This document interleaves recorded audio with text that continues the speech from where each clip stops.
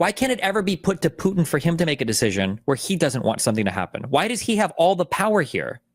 He doesn't have all the power. He does. He's literally able to stave off the entire Western world intervening in Ukraine because of the saber rattling of nuclear warfare. Because if he nukes Ukraine, he knows that there's going to be a strong American military response. He knows that if he goes into Poland, there's going to be a strong American military response. So he doesn't have all the power here. He literally is conducting warfare in Ukraine. He's going to steal territory from a country for the first time in decades where this has ever even happened. Yeah, he's gonna steal the territory. And what does that have to do with America being weak?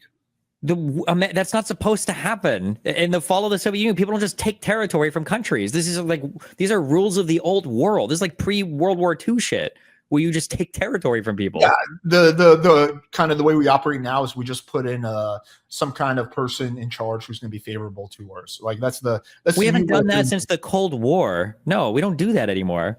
Really? Who's the president of Afghanistan? It was the Afghanistan National Army. Who leads Afghanistan now? It was the Taliban. Yeah, so, no, we didn't put somebody in charge there. But you don't think the guy that was in charge, the guy that flew away on a jet with like billions of dollars, you don't think that guy, we put him in power?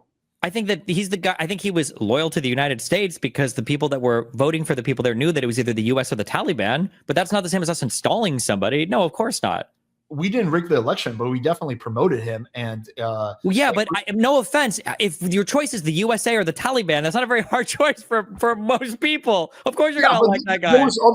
Yes, but there's other options. Like you could go back to the king, which was a lot more popular. Like we definitely had a heavy role into who was going to be in charge of Afghanistan. It was always going to be a U.S.-backed government that was democratically elected or the Taliban. Exactly. We went in, we fought the war, we overthrew the Taliban, at least for a time period, and then we put someone in power that we want to. We didn't put him in power, though. They had elections for this person.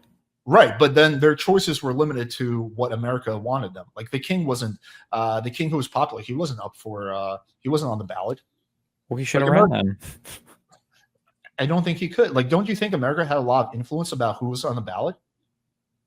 I think that whoever wanted to be on the ballot was on the ballot. Why would you install it? So you don't think America had any influence after the Taliban got kicked out? You don't think America had any influence? Who do you think gave more self-determination to to their people? The Afghanistan people with the United States, or Russia with Ukraine? Like it's the old Soviet thing, or it's the old World War II era of like the difference between the United States and Russia is that like if you want the US there, the US will be there. If you want the Soviets there, the Soviets will be there. If you don't want anybody there, the Soviets will be there. Like I mean, how are we comparing these two things? Do you think that the people in Afghanistan preferred the US being there, or the people in Ukraine preferred Russia being there? Like it's not even remotely the same thing. I think the people of Afghanistan, all things considered, probably preferred that no foreign country goes to war there, especially the people of Iraq. I mean, like, dude, like you're just forgetting about like the whole Middle East. Like we bombed Syria quite a few times.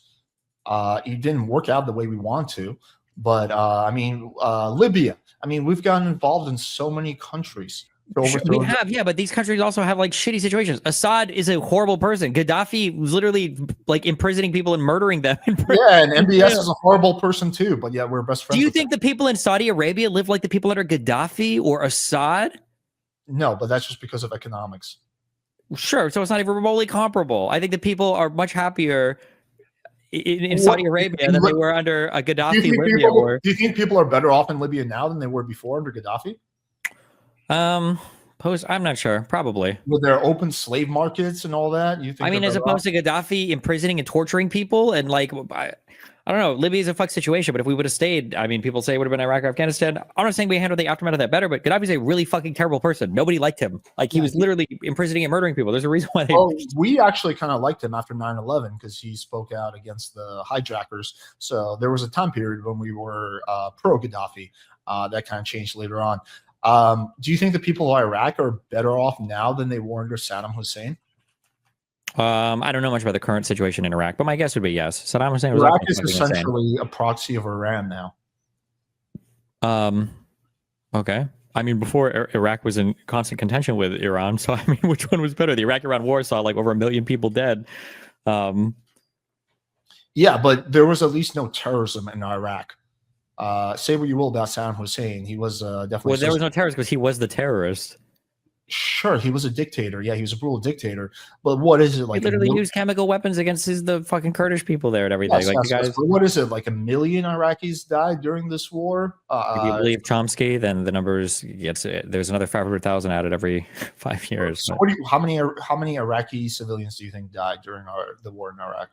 I don't know. I have to look at the number, but that 500,000 to 1 million number comes from adding like every single death, like even people that died of old age or whatever. And then there was a crazy calculation to make that number as high as they did. So what do you think? It's like 5,000 or something? It was 6 million, not one more, not one less. I don't know. I'm sure it was 100K or something or 200K or something. I'm sure. There's a shitload of fucking people that died. Yeah, man. Like, you think the families of those people are happier now? Like, obviously, the war of Iraq did not help the Iraqi people and wasn't good for the U.S. either.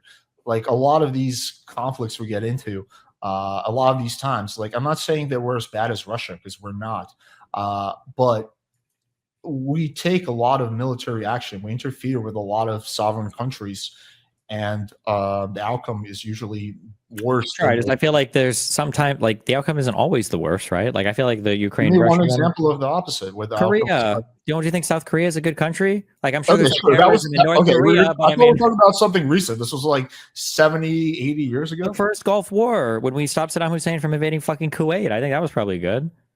We kicked him out of there. Okay, sure. Yeah, early 90s. Okay. Anything more recent? When was Kosovo? I believe in the early 90s. What else has been since then? We've had Syria. We haven't even done them. I mean, Syria's fucked. That place sucks. Assad sucks. I'm glad he's gone. Yeah, now we have a fucking terrorist in charge. Yeah, they're better than fucking Assad. These guys are way better.